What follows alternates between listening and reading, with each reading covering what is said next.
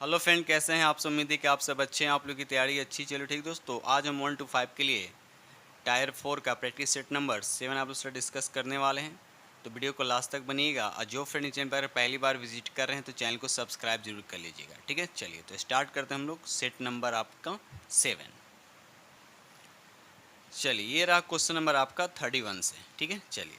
कहता निम्नलिखित में से किस बहुउद्देशीय परियोजना का निर्माण नर्मदा नदी पर किया गया है। तो यहाँ पर सही आंसर आपका हो जाएगा सरदार सरोवर परियोजना, जो इसका सही आंसर हो जाएगा। ठीक है, तो यहाँ पर राइट आंसर आपका ए हो जाएगा।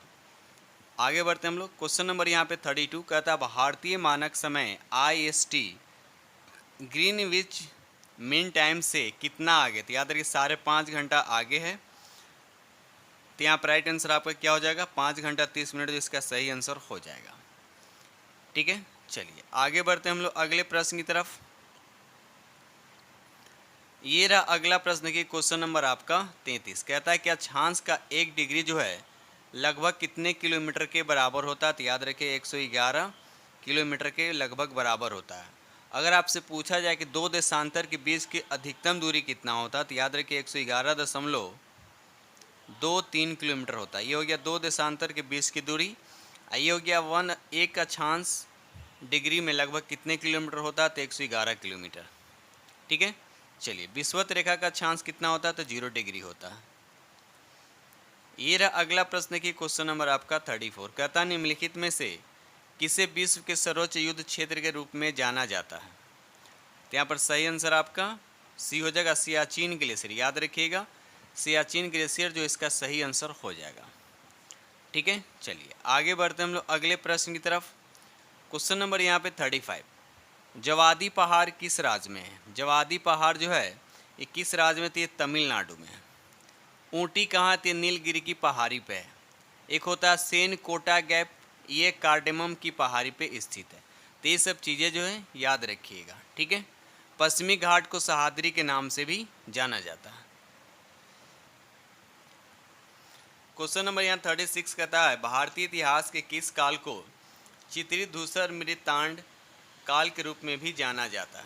तो यहाँ पर राइट आंसर आपका सी हो जाएगा उत्तर वैदिक काल। ठीक है, उत्तर वैदिक काल, जो इसका सही आंसर हो जाएगा। क्वेश्चन नंबर 37 कहता है भारत में ग्रीष्मकालीन मानसून की प्रवाह की सामान्य दिशा निम्नलिखित में कौन सा है। तो ये दक्षिण पश्चिम है। याद रखिएगा दक्षिण पश्चिम जो है इसका सही आंसर हो जाएगा। अब भारत में लगभग 75% जो है दक्षिण पश्चिम मानसून से क्या होता है, वर्षा होती है। और दक्षिण पश्चिम जो मानसून होता है उसको दो भागों में बांटा गया, अरब सागर के मानसून और उसके बाद बंगाल की खाड़ी के मानसून। ठीक है, चलिए अब एक क्वेश्चन और बनता है कि भारत में सबसे पहले मानसून कहाँ आता, तो केरल के तट पे। याद रखिएगा। चलिए क्वेश्चन नंबर यहाँ पे 38 कहता है कि नलबाल द्वीप जो है कहाँ स्थित है, तो उड़ीसा के चिल्का झील में। तो राइट आंसर आपका यहाँ पे ए हो जाएगा। यह सबसे बड़ी लेगून एवं खारे पानी की झील है, भी याद रखिएगा कौन, चिल्का झील।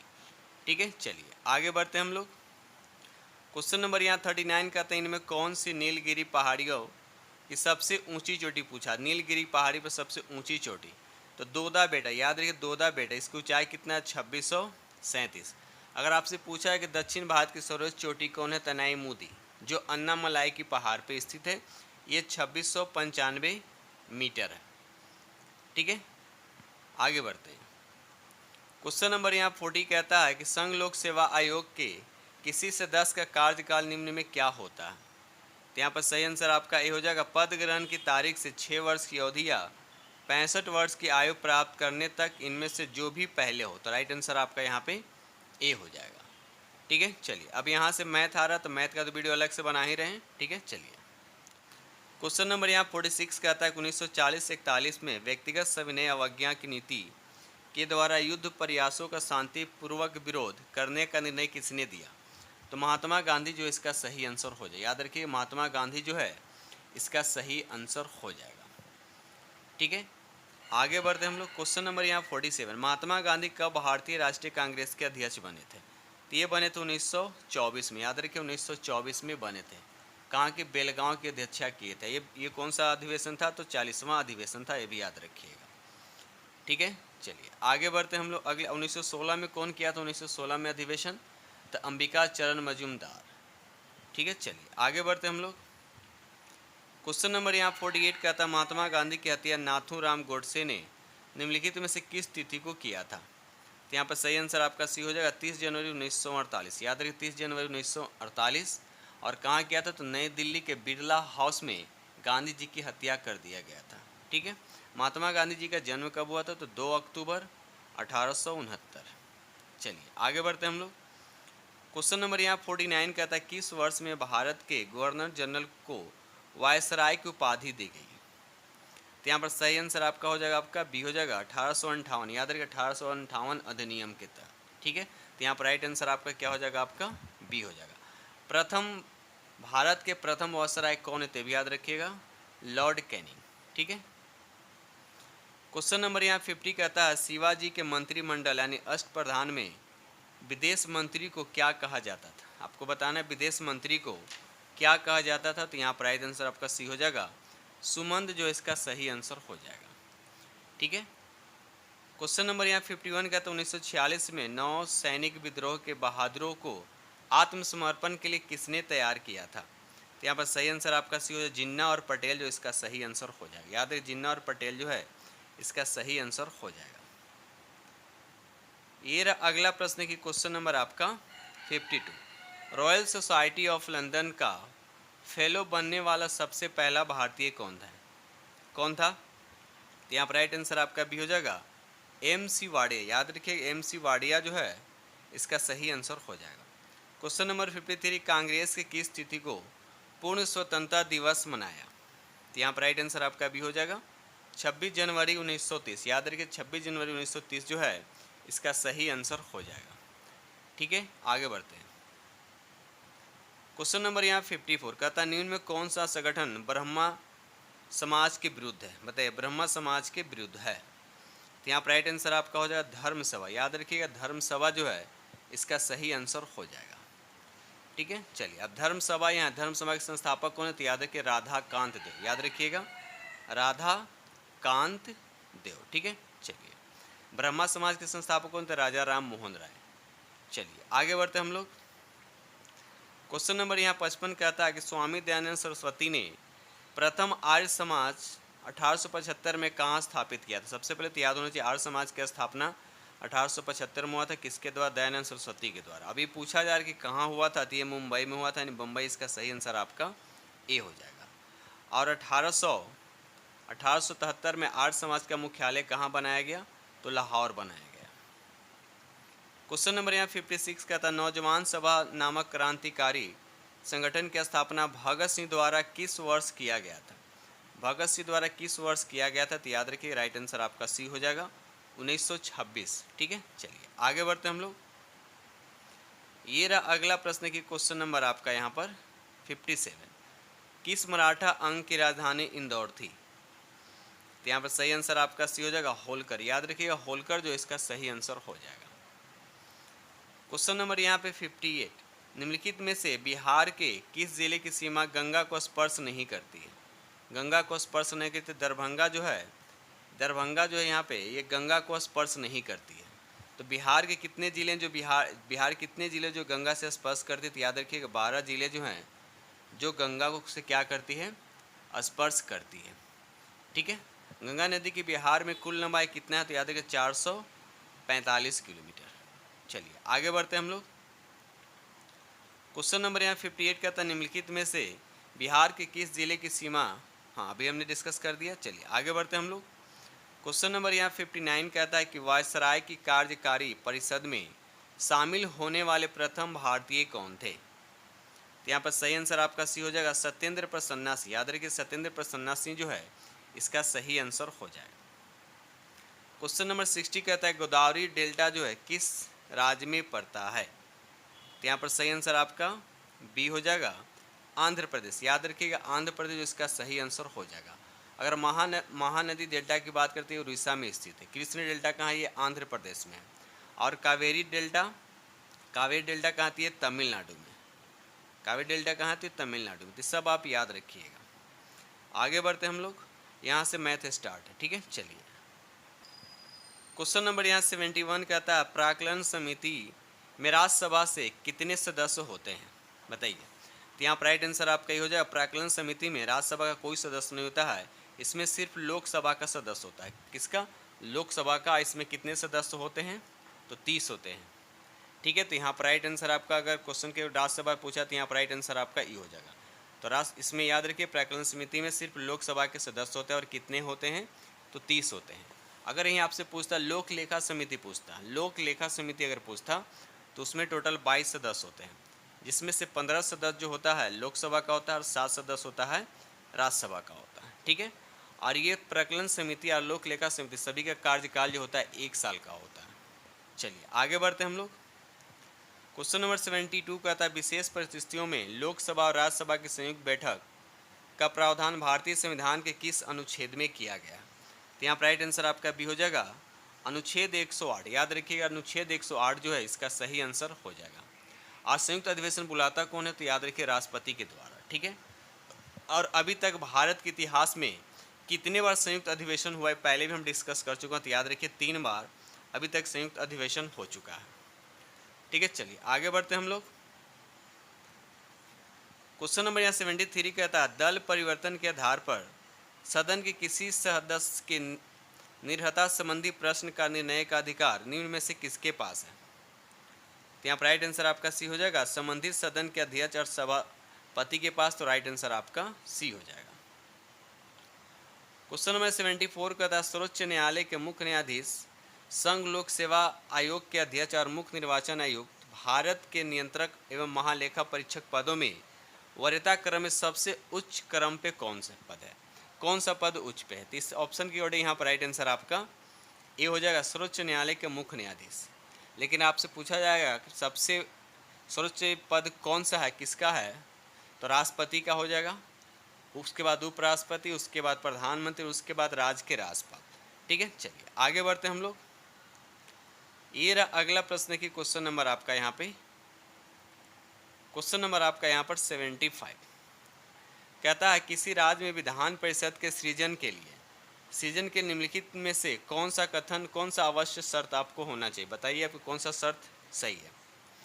तो यहाँ पर राइट आंसर आपका ये हो जाएगा, संबंधित राज्य के विधानसभा के सदस्यों की संख्या कम से कम कितना होना चाहिए? 120 होना चाहिए। कितना होना चाहिए? कम से कम 120 होना चाहिए। ठीक है, चलिए आगे बढ़ते हैं हम लोग।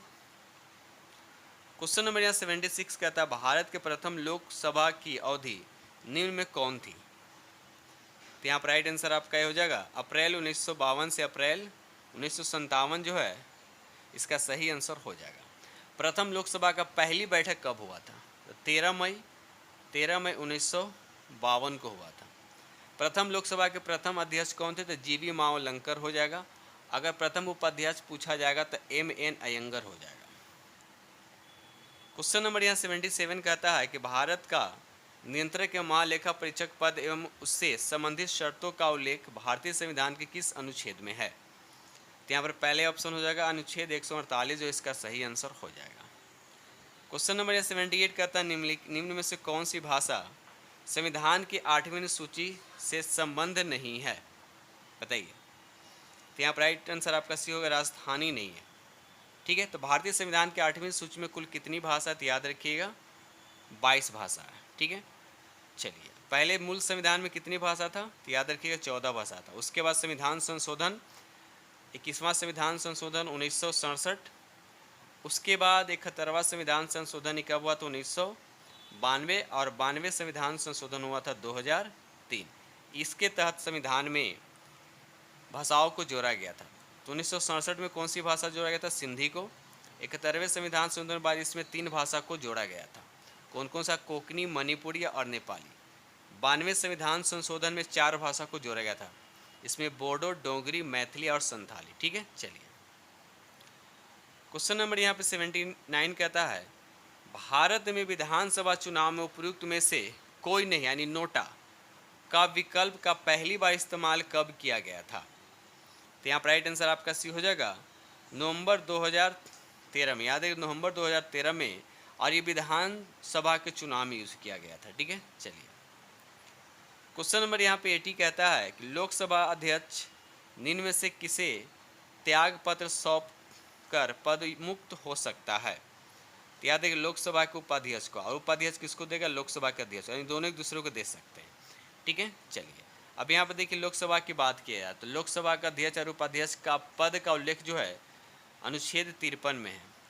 उसी तरह से अगर हम अनुच्छेद 54 की बात 94 की बात करते हैं तो इसमें लोकसभा के अध्यक्ष और उपाध्यक्ष के पद रिक्त होना, पद त्यागना और पद से हटाए जाने से संबंधित है। याद रखिए अनुच्छेद 93 और 94। क्वेश्चन नंबर यहाँ पे 81 कहता है विधान परिषद की संरचना का उल्लेख भारतीय संविधान के किस अनुच्छेद में उल्लेखित है। तो यहाँ पर राइट आंसर आपका भी हो जाएगा 171 जो इसका सही आंसर हो जाएगा। अब यहाँ पे देखिए विधान परिषद का दे रखा है तो विधानसभा की संरचना किस अनुच्छेद में है, तो 170। ठीक है, चलिए क्वेश्चन नंबर यहाँ 82 कहता है कि निगम कर क्या है। तो इस तरह का राइट आंसर आपका हो जाएगा प्रत्यक्ष और केंद्रीय कर है। क्वेश्चन नंबर 83 कहता है भारत का कौन सा राज्य सोने का सबसे बड़ा उत्पादक राज्य है। तो कर्नाटक हो जाए, राइट आंसर आपका यहाँ पे बी हो जाएगा। उसके बाद दूसरा स्थान पर आता है आंध्र प्रदेश आता है। उसी तरह से अगर हम पूछें कि वर्ल्ड में संसार में सबसे ज़्यादा सोने का उत्पादन कौन करता है, तो चीन करता है। और सबसे बड़ा सोने का भंडारण कहाँ, तो याद रखिए यूएसए में। ठीक है, चलिए क्वेश्चन नंबर यहाँ पे 84 कहता है समवर्ती सूची निम्नलिखित समवर्ती सूची के अंतर्गत निम्नलिखित में से कौन सा विषय शामिल है। तो यहाँ पर राइट आंसर आपका हो जाएगा श्रमिक संघ जो इसका सही आंसर हो जाएगा। आगे बढ़ते हम लोग। क्वेश्चन नंबर यहाँ पे 85 कहता है उत्पादन का सक्रिय साधन क्या है। तो यहाँ पर राइट आंसर आपका भी हो जाएगा मानव पूंजी जो इसका सही आंसर हो जाएगा। चलिए हरित क्रांति से क्वेश्चन यहाँ पे कह रहा है कि हरित क्रांति का लाभकारी वरदान किन विशेष फसलों के लिए है। तो यहाँ पर गेहूं और चावल राइट आंसर आपका यहाँ पे सी हो जाएगा। भारत में हरित क्रांति का जनक किसे कहा जाता था, एम एस स्वामीनाथन को। ठीक है, और दुनिया में हरित क्रांति का जनक किसे कहा जाता है, नॉर्मन बोरलॉग को कहा जाता है। चलिए आगे बढ़ते हम लोग। क्वेश्चन नंबर यहाँ पे 87 कहता है कृषि को उद्योग का दर्जा देने वाला भारत का प्रथम राज्य कौन है, तो वो महाराष्ट्र। याद रखिएगा महाराष्ट्र जो है इसका सही आंसर हो जाएगा। और कब दिया गया था, तो 1977 में। ठीक है, चलिए कृषि जो है राज्य सूची के अंतर्गत आता है। क्वेश्चन नंबर 88 कहता है भारत में अर्थ शोधन निवारण अधिनियम कब लागू हुआ। तो यहाँ पर राइट आंसर आपका सी हो जाएगा 2005 जो इसका सही आंसर हो जाएगा। आगे बढ़ते हम लोग। क्वेश्चन नंबर यहाँ पे 89 कहता है वैश्वीकरण में सम्मिलित नहीं है। तो यहाँ पर आपका राइट आंसर आपका बी हो जाएगा सार्वजनिक क्षेत्रों की एक्टिविटी का विनिवेश। तो राइट आंसर आपका बी हो जाएगा। क्वेश्चन नंबर यह 90 कहता है भारत में कृषि पुनर्वित्त प्रदान करने के लिए शिखर स्तर के बैंक का नाम क्या है। तो यहाँ पर राइट आंसर आपका बी हो जाएगा कृषि तथा ग्रामीण विकास राष्ट्रीय बैंक। तो राइट आंसर आपका बी हो जाएगा। क्वेश्चन नंबर यह 91 कहता है क्षण चुंबक के भीतर चुंबकीय क्षेत्र रेखाओं की दिशा किस प्रकार होती है। तो राइट आंसर आपके यहाँ बताएं। तो राइट आंसर आपका सी हो जाएगा दक्षिणी ध्रुव से उत्तरी ध्रुव की ओर। तो राइट आंसर आपका बी हो जाएगा। क्वेश्चन नंबर यह 92 कहता है कि एक अभिसारी लेंस के पर्दों पर एक प्रतिबिंब बनाने में प्रयुक्त किया जाता है जब लेंस का ऊपरी भाग किसी अपारदर्शी पर्दे से ढक दिया जाए तो क्या होगा। तो यहाँ पर राइट आंसर आपका क्या हो जाएगा, आपका सी हो जाएगा प्रतिबिंब की तीव्रता क्या हो जाएगी, घट जाएगी। तो राइट आंसर आपका यहाँ पे सी हो जाएगा। क्वेश्चन नंबर ये 93 कहता है एक व्यक्ति एक दीवार पर बल आरोपित करता है लेकिन वह उसे ढकेल नहीं पाता है तो वह किस प्रकार कार्य करता है। देखिए जब हम फोर्स किसी पर लगाते हैं तो उसमें अगर डिस्प्लेसमेंट नहीं होगा, ठीक है, तो जब डिस्प्लेसमेंट नहीं होगा तो कार्य नहीं होगा, यानी W क्या हो जाएगा 0, यानी कोई कार्य नहीं करता है। तो यहाँ पर राइट आंसर आपका सी हो जाएगा। ठीक है, चलिए आगे बढ़ते हम लोग। ये रहा अगला प्रश्न की क्वेश्चन नंबर आपका 94 निम्नलिखित में कौन प्लेग बैक्टीरिया का वाहक है। तो यहाँ पर सही आंसर आपका सी हो जाएगा जेनोप्सिला। याद रखिए जेनोप्सिला जो है इसका सही आंसर हो जाएगा। क्वेश्चन नंबर यहाँ पे 95 वर्षा के बाद वायुमंडल में जल की निलंबित बूंदों से इंद्रधनुष बनता है। इंद्रधनुष बनने के लिए आवश्यक परिघटनाओं में इनमें से कौन सी परिघटनाएं शामिल है। तो यहाँ पर राइट आंसर आपका हो जाएगा अपवर्तन, वर्ण विक्षेपन और पूर्ण आंतरिक परावर्तन का संयोजन। तो राइट आंसर आपका ए हो जाएगा। क्वेश्चन नंबर यहाँ 96 कहता है निम्नलिखित में कौन सा मल्चिंग का प्रभाव नहीं है। तो यहाँ पर ऑप्शन पहला ही दिख रहा है, मिट्टी की वाष्पीकरण को कम करना। तो ये मल्चिंग का प्रभाव नहीं है। मल्चिंग मिट्टी के वाष्पीकरण के नुकसान को क्या करता है, कम करके मिट्टी की नमी में क्या करता है, सुधार करती है। मल्चिंग मिट्टी की सतह से पानी की बहाव को भी क्या करता है, बहाव को भी रोकती है। ठीक है, चलिए ये रहा अगला प्रश्न की क्वेश्चन नंबर आपका 97। जब एक वस्तु को किसी दूरी पर इस प्रकार रखा जाता है कि वस्तु से प्रकाश किरणें मुख्य अक्ष के समानांतर हो तो अवतल दर्पण द्वारा निर्मित प्रतिबिंब की स्थिति क्या होगी। तो यहाँ पर राइट आंसर आपका क्या हो जाएगा, सी हो जाएगा। ठीक है, तो राइट आंसर आपका सी हो जाएगा। जैसे ये अवतल दर्पण है, मेन एक्सिस के पैरेलल चलने वाले जो ये किरण होते हैं अपवर्तन के बाद कहाँ से पास करता है, तो फोकस से पास करता है। ठीक है, चलिए तो यहाँ पर राइट आंसर आपका सी हो जाएगा। क्वेश्चन नंबर यहाँ 98 कहते हैं इनमें कौन सी संरचना कार्बन परमाणुओं की एक बंद श्रृंखला से बनती है। तो यहाँ पर सही आंसर आपका भी हो जाएगा, वलयी संरचना जो है इसका सही आंसर हो जाएगा। ये रहा अगला प्रश्न की क्वेश्चन नंबर आपका 99। एक रासायनिक अभिक्रिया के विषय में निम्नलिखित कथनों पर विचार कीजिए और बताइए कि कौन सा कथन आपका सत्य है। तो यहाँ पर राइट आंसर आपका सी हो जाएगा, कुल द्रव्यमान में परिवर्तन नहीं होता, तो राइट आंसर आपका सी हो जाएगा। क्वेश्चन नंबर यह 100 कहता है धातुओं के संबंध में इनमें कौन सा कथन सही नहीं है। तो राइट आंसर आपका बी हो जाएगा, सामान्यतः धातुएं अम्लीय ऑक्साइड बनाती है। ये गलत है, क्योंकि धातु जो अम्लीय ऑक्साइड नहीं बल्कि क्षारीय बनाता है, यानी क्षारीय ऑक्साइड का निर्माण करता है। तो यह स्टेटमेंट बिल्कुल आपका गलत है। क्वेश्चन नंबर 101 कहता है कि निम्न में कौन सा कार्बन यौगिक गुड़ के कीवन से बनता है। तो यहाँ पर सही आंसर आपका सी हो जाएगा, मेथनॉल जो इसका सही आंसर हो जाएगा। क्वेश्चन नंबर 102 कहता है कैल्शियम कार्बोनेट को गर्म करने पर इनमें कौन सा उत्पाद होता है। तो यहाँ पर राइट आंसर आपका सी हो जाएगा, अनबुझा चूना। यानी ये होता है कैल्शियम कार्बोनेट होता है, इसको जब हीट करेंगे तो क्या बनेगा आपका, कैल्शियम ऑक्साइड बनेगा प्लस कार्बन डाइऑक्साइड बनेगा। ठीक है, तो कैल्शियम ऑक्साइड को बोलते हैं क्विक लाइम बोलते हैं। ठीक है, यानी अनबुझा हुआ चूना, तो राइट आंसर आपका सी हो जाएगा। आगे बढ़ते हम लोग अगले प्रश्न की तरफ। क्वेश्चन नंबर यहाँ पे 103 कहता है किन पौधों में धंसा हुआ रंध्र देखा जाता है। तो यहाँ पर सही आंसर आपका सी हो जाएगा, जीरोफाइट। याद रखिए जीरोफाइट जो है इसका सही आंसर हो जाएगा। ये रहा अगला प्रश्न की क्वेश्चन नंबर आपका 104। इनमें से किस कोलाइड में तरल परिक्षेपण माध्यम में ठोस परिक्षेपण प्रावस्था होती है। तो यहाँ पर सही आंसर आपका सी हो जाएगा, सॉल जो है इसका सही आंसर हो जाएगा।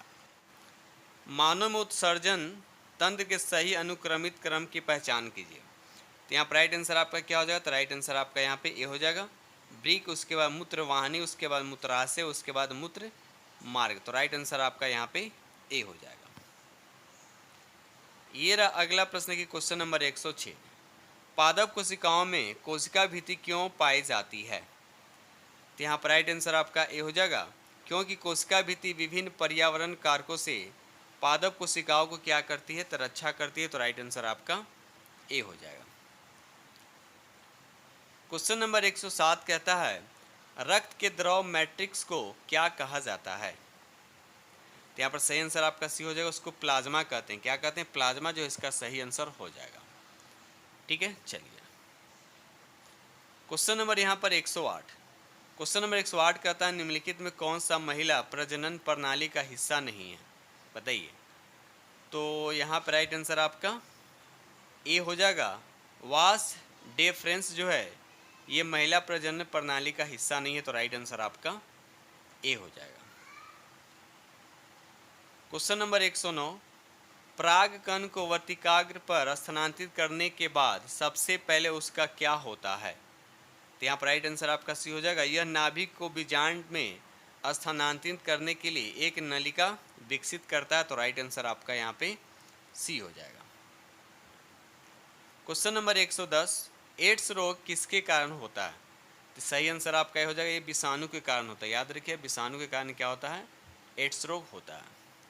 क्वेश्चन नंबर 111, इनमें से किस प्रकार की कोशिकाएं पादपों में सम्मोहन उत्तक का भाग नहीं होता है? तो यहाँ पर राइट आंसर आपका हो जाएगा कॉलेन कायमा। याद रहे कॉलेन कायमा जो इसका सही आंसर हो जाएगा। ठीक है, चलिए आगे बढ़ते हैं हम लोग। ये रहा अगला प्रश्न की क्वेश्चन नंबर आपका 112। कहता है कि आहार में मौजूद वसा छोटी आंत में बड़ी गोलिकाएं क्या क्यों बनाते हैं? तो यहाँ पर सही आंसर आपका बी हो जाएगा, क्योंकि वसा अमाशय में उत्पन्न जल युक्त कर्दम के साथ अच्छी तरह मिश्रित न हो पाते। तो राइट आंसर आपका बी हो जाएगा। क्वेश्चन नंबर 113 कहता है कि निम्नलिखित में कौन सा शब्द जल के अणुओं की एक वर्णतः पारगम्य झिल्ली के आर पार गति का वर्णन करता है? तो यहाँ पर सही आंसर आपका सी हो जाएगा प्रसारण जो इसका सही आंसर हो जाएगा। ठीक है, चलिए ये रहा अगला प्रश्न की क्वेश्चन नंबर आपका 114। समुद्र तल की तुलना में अधिक ऊंचाई पर सांस लेना अधिक कठिन क्यों होता? तो यहाँ पर सही आंसर आपका ये हो जाएगा, अधिक ऊंचाई पर वातावरण क्या होता है, कम सघन होता है, यानी जैसे जैसे अर्थ से ऊपर की तरफ जाते हैं तो वायुमंडलीय दाब क्या होता है, घटता जाता है। ठीक है, और अगर हम बात करते हैं वायुमंडल दाब जो है 120 किलोमीटर की ऊंचाई पर ऑक्सीजन की मात्रा क्या होता है, नगण्य हो जाता है। क्या हो जाता है, नगण्य हो जाता है। ठीक है, यानी खत्म हो जाता है। क्वेश्चन नंबर यहाँ पे 115 कहता है कि चेचक यानी चिकन पॉक्स किस वायरस के कारण होता है? बताइए। तो यहाँ पर 15 का राइट आंसर आपका बी हो जाएगा, वेरिसेला वायरस। याद रखिए राइट आंसर आपका यहाँ पे बी हो जाएगा। क्वेश्चन नंबर 116 कहता है रक्तचाप यानी ब्लड प्रेशर तथा श्वसन गति का नियंत्रण किसके द्वारा होता है? बताइए किसके द्वारा होता है? तो यहाँ पर राइट आंसर आपका सी हो जाएगा, मेडुला ऑब्लोंगेटा के द्वारा होता है। तो राइट आंसर आपका सी हो जाएगा।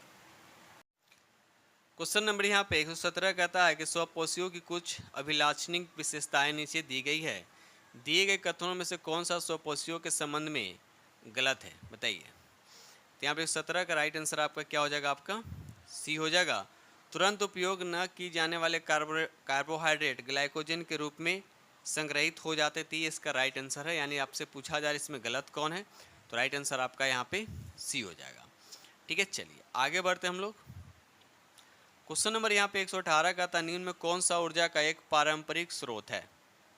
ऊर्जा का एक पारंपरिक स्रोत है, तो राइट आंसर आपका यहाँ पर सी हो जाएगा, नाभिकीय ऊर्जा। याद रखिए नाभिकीय ऊर्जा जो है ऊर्जा के क्या है, पारंपरिक स्रोत है। ठीक है, चलिए आगे बढ़ते हैं हम लोग। क्वेश्चन नंबर यहाँ पे 119 कहता है निम्न में कौन सी क्रिया ओजोन परत की मोटाई को बढ़ाने के लिए सर्वाधिक उपयुक्त है? तो यहाँ पर राइट आंसर आपका सी हो जाएगा, फ्लोरीन आधारित प्रशीतकों के उपयोग को कम करना। तो राइट आंसर आपका यहाँ पर क्या हो जाएगा, सी हो जाएगा। ठीक है, चलिए आगे बढ़ते हैं हम लोग। ये रहा अगला प्रश्न की क्वेश्चन नंबर आपका 120 कहता है कि निम्न में कौन सा पौधा एक परजीवी है? तो यहाँ पर राइट आंसर आपका सी हो जाएगा, अमरबेल। याद रखिए अमरबेल का जो पौधा होता है वह एक तरह का क्या होता है, परजीवी होता है। तो राइट आंसर आपका यहाँ पे सी हो जाएगा। क्वेश्चन नंबर 121 खतरनाक अपशिष्ट के निपटान की सर्वोत्तम विधि क्या है? तो यहाँ पर सही आंसर आपका ये हो जाएगा, भस्मीकरण यानी जलाना जो इसका सही आंसर हो जाएगा। क्वेश्चन नंबर यहाँ पे 122 कहता है कुछ जीवाणुओं की क्रिया द्वारा घोरों, खरगोशों आदि जैसे प्राणियों में आहार में मौजूद सेलुलोज का पाचन इनमें से किस स्थान पर होता है? तो यहाँ पर राइट आंसर आपका सी हो जाएगा, अंधनाल जो इसका सही आंसर हो जाएगा। क्वेश्चन नंबर यहाँ पे 123 कहता है निम्नलिखित में कौन ऊर्जा का गैर पारंपरिक स्रोत नहीं है? ऊर्जा का गैर पारंपरिक स्रोत नहीं है, तो यहाँ पर राइट आंसर आपका ये हो जाएगा, परमाणु ऊर्जा जो इसका सही आंसर हो जाएगा। याद रखिएगा परमाणु ऊर्जा जो है इसका सही आंसर हो जाएगा। ठीक है, चलिए आगे बढ़ते हम लोग अगले प्रश्न की तरफ। क्वेश्चन नंबर 124 कहता है कि 22 मार्च 2024 को कौन सा दिवस मनाया गया? तो यहाँ पर सही आंसर आपका डी हो जाएगा, उपयुक्त में से एक से अधिक। याद रखिए उपयुक्त में से एक से अधिक जो इसका सही आंसर हो जाएगा। अब क्या क्या मनाया गया? तो 22 मार्च के तो पहला हो जाएगा आपका बिहार दिवस हो जाएगा, और दूसरा हो जाएगा आपका विश्व जल दिवस, यानी ए और सी। तो राइट आंसर आपका यहाँ पे डी हो जाएगा। और यहाँ पे दे रखा आपका पृथ्वी दिवस। तो पृथ्वी दिवस कब मनाया जाता? तो 22 अप्रैल को पृथ्वी दिवस मनाया जाता है। ये रहा अगला प्रश्न की क्वेश्चन नंबर आपका 125। हाल ही में किस राज्य के सौराष्ट्र क्रिकेट एसोसिएशन स्टेडियम का नाम बदलकर निरंजन शाह स्टेडियम किया गया है? ठीक है, आपको बतानी है किस राज्य में, तो यहाँ पर सही आंसर आपका सी हो जाएगा, गुजरात जो इसका सही आंसर हो जाएगा। क्वेश्चन नंबर यहाँ पे 126 कहता है कि हाल ही में चंदूबी महोत्सव किस राज्य में मनाया गया? तो यहाँ पर राइट आंसर आपका बी हो जाएगा, असम में। याद रखिएगा, असम जो इसका सही आंसर हो जाएगा। एक होता है थावे, थावे महोत्सव जो है बिहार में मनाया जाता है, और बिहार में कहाँ, तो गोपालगंज में। एक होता है वांगला, वांगला महोत्सव मेघालय राज्य में मनाया जाता है। क्वेश्चन नंबर 127 कहता है कि अक्टूबर 2023 में भारत ने इजराइल हमास संघर्ष क्षेत्र से भारतीय नागरिकों को वापसी के लिए कौन सा ऑपरेशन शुरू किया था? तो यहाँ पर राइट आंसर आपका सी हो जाएगा, ऑपरेशन अजय। याद रखिए, ऑपरेशन अजय जो इसका सही आंसर हो जाएगा। अब यहाँ देखिए, ऑपरेशन कावेरी की बात क्या थी? ये सूडान में फंसे भारतीय नागरिकों को वापस लाने के लिए ऑपरेशन कावेरी चलाया गया था। ठीक है, चलिए आगे बढ़ते हम लोग अगले प्रश्न की तरफ। यहाँ देखिए, ऑपरेशन दोस्त है। तो ऑपरेशन दोस्त क्या है? ये भूकंप प्रभावित सीरिया और तुर्की की सहायता के लिए चलाया गया था। ठीक है, क्वेश्चन नंबर 128 कहता है कि तटीय पर्यटन को बढ़ावा देने के लिए भारत का पहला मरीना कहाँ बनाया जा रहा है? तो यहाँ पर सही आंसर आपका सी हो जाएगा, कर्नाटक इसका राइट आंसर हो जाएगा। क्वेश्चन नंबर आपका 129 कहता है जुलाई 2024 में निर्माणाधीन सिकुन ला सुरंग से किसे जोड़ा जा रहा है? तो यहाँ पर राइट आंसर आपका सी हो जाएगा, हिमाचल प्रदेश और लद्दाख को। तो राइट आंसर आपका यहाँ पे सी हो जाएगा। क्वेश्चन नंबर यहाँ पे 130 कहता है द पुस्तक कन्वर्सेशन विद औरंगजेब के लेखक है कौन? तो यहाँ पर राइट आंसर आपका ए हो जाएगा, चारू निवेदिता जो है इसका सही आंसर हो जाएगा। आगे बढ़ते हम लोग। ये रहा अगला प्रश्न की क्वेश्चन नंबर आपका 131। एशियाई पैरा खेल 2023 में कुल कितने पदक जीतकर भारतीय खिलाड़ियों ने इतिहास रच दिया? बताइए। तो यहाँ पर सही आंसर आपका ए हो जाएगा, 111 पदक। राइट आंसर आपका ए हो जाएगा। ठीक है, चलिए इसमें कितने स्वर्ण पदक है तो भी याद रखिएगा, 29 स्वर्ण पदक, 31 रजत पदक है और उसके बाद 51 कांस्य पदक है। ठीक है, चलिए क्वेश्चन नंबर 132 कहता है वर्तमान में राष्ट्रीय बाल संरक्षण आयोग के अध्यक्ष कौन है? तो यहाँ पर सही आंसर आपका सी हो जाएगा, प्रियांक कानूनगो जो इसका सही आंसर हो जाएगा। ठीक है, चलिए ये रहा अगला प्रश्न की क्वेश्चन नंबर आपका 133। हाल ही में वनडे में दोहरा शतक बनाने वाले पहले श्रीलंकाई क्रिकेटर कौन बने हैं? तो यहाँ पर राइट आंसर आपका भी हो जाएगा, पथुम निसांका। याद रहे, पथुम निसांका जो इसका सही आंसर हो जाएगा। Question number 134। विश्व के सबसे बड़े परमाणु संलयन रिएक्टर का परिचालन कहाँ शुरू किया गया? तो यहाँ पर राइट आंसर आपका भी हो जाएगा, जापान जो इसका सही आंसर हो जाएगा। ये रहा अगला प्रश्न की क्वेश्चन नंबर आपका 135 कहता है किस बैंक ने 100 डेज 100 पे अभियान शुरू किया है? तो यहाँ पर सही आंसर आपका सी हो जाएगा, आरबीआई बैंक। याद रखिएगा, आरबीआई बैंक जो है इसका सही आंसर हो जाएगा। ठीक है दोस्तों, इस तरह से हमने आप लोगों के साथ 90 प्रश्न जो जीएस पार्ट आप लोग से डिस्कस किया हूँ। उम्मीद करता हूँ कि सेट नंबर 7 आप लोग को बेहद पसंद आएगा। ठीक दोस्तों, इसी के साथ हम वीडियो करते हैं समाप्त और मिलते हैं अगले वीडियो में। तब तक के लिए थैंक यू वेरी मच।